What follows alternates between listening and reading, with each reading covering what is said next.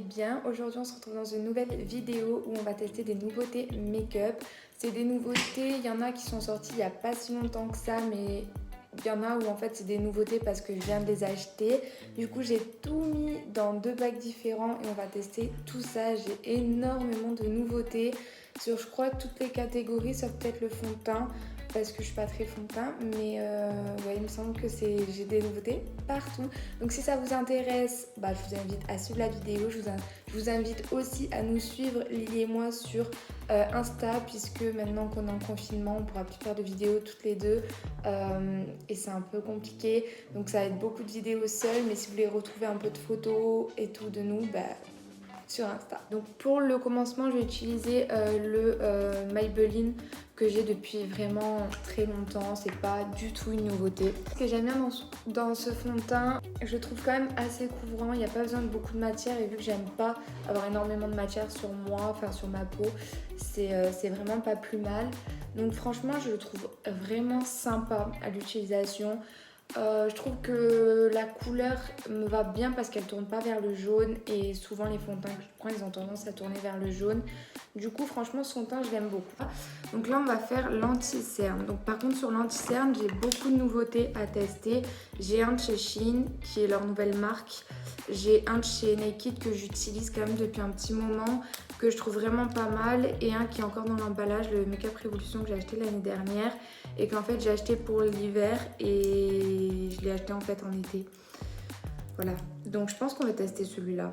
Ouais, on va tester celui-là. En plus un petit budget, donc si vous avez des petits budgets dans le make-up, c'est pas plus mal que je montre un peu de petits budgets aussi, parce qu'après il y aura du gros budget sur le reste. Il promet 16 heures de tenue, il promet une couvrance totale qui crisp-proof, donc qui va pas filer dans les ridules. On va tester tout ça parce que en tout cas il promet d'être parfait. Est-ce qu'il est? Bonne question.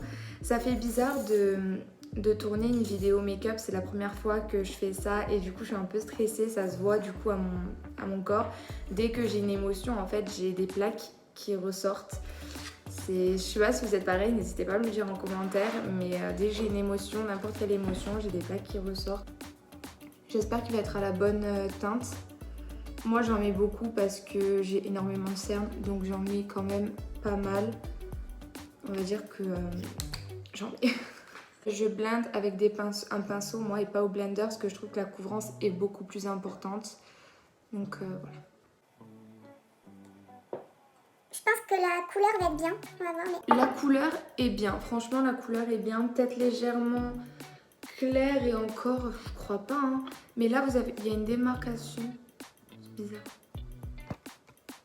Bon, si le cadrage bouge depuis tout à l'heure, c'est que Ruby s'amuse à faire du boucan et à tout toucher. C'est qui énerve depuis tout à l'heure? C'est toi. Hein. Par contre, il sèche ultra vite et du coup, je galère à blinder mon anti-cerne. Alors, niveau couvrance, je vais me rapprocher pour que vous voyez mieux. Je suis moyennement convaincue. Je pense pas que ça soit une couvrance haute. J'en ai quand même mis beaucoup, vous avez pu voir. J'ai pas l'impression que ça couvre énormément. On est sur une couvrance, oui, mais haute, peut-être pas. On va retester si du coup la couvrance est modulable ou pas. Complètement oublié de mettre la base de teint. Oh punaise, je suis dégoûtée. C'était une nouveauté en plus Too Faced que je voulais utiliser. Bon, ce sera dans une prochaine vidéo. S'il y a des produits comme les anti-cernes qui vous intéressent, dites-moi-le et je ferai une autre vidéo. Alors là, niveau teint, là au retour caméra, je trouve que ça va. C'est pas la cata, mais alors en vrai, je trouve qu'il se travaille très mal en fait. Je trouve qu'il se travaille mal. On est sur une couvrance quand même raisonnable, mais je trouve qu'il se travaille vraiment mal, qu'il sèche très très vite. Je trouve que... Je sais pas, à voir quand j'aurai tout fait, poudre, etc. Mais pour le moment...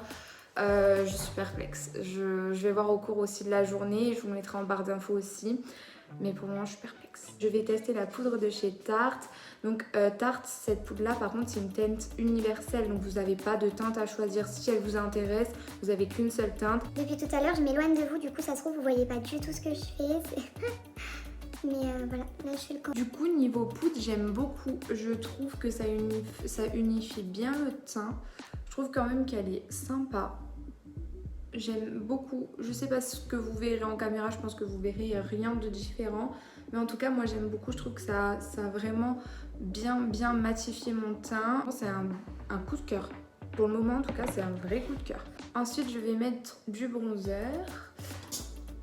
Donc en bronzer, j'ai pris le Too Faced, le Chocolate Soleil. Je l'ai acheté pendant la journée Gold, celui-ci. Comment ils sont? Voilà. Donc moi je l'ai en teinte, il n'y a pas de teinte, mais c'est la deuxième plus claire. Franchement, il est magnifique.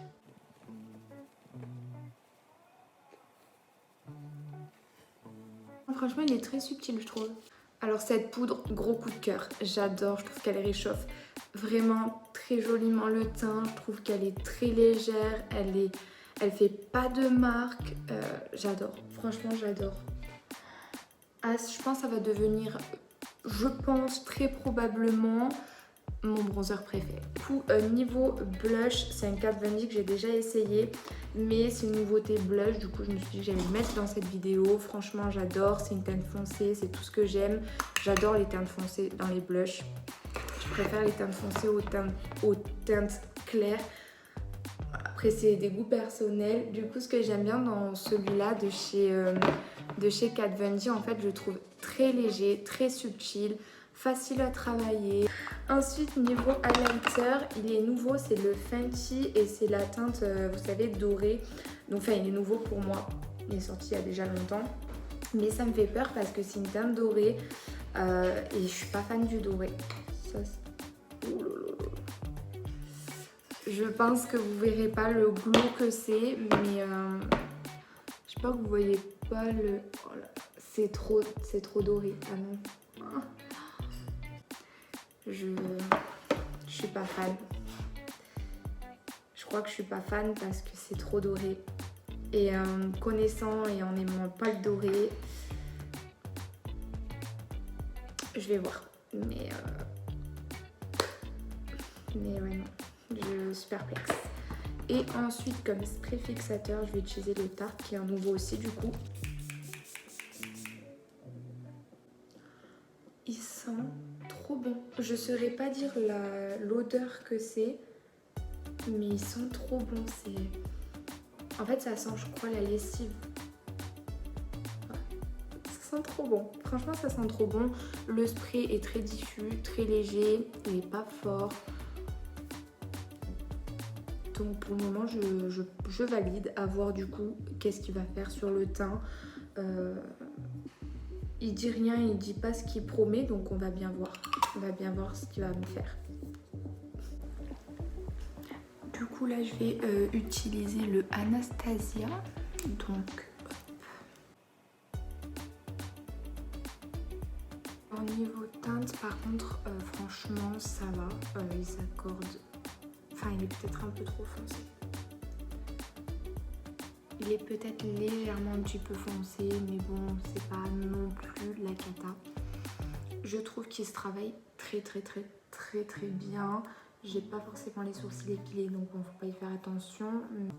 Mais non, franchement, j'aime beaucoup ce produit.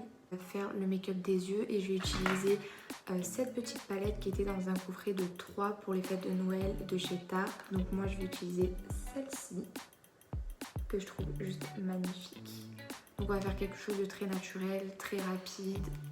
Voilà, quelque chose que tout le monde peut faire chez soi. J'ai oublié de vous dire, j'applique la base à paupières de chez Essence que j'aime beaucoup. Donc là, je vais utiliser la plus claire, celle-ci pour le moment, pour faire mon creux de paupière. Pour le moment, on va utiliser ça.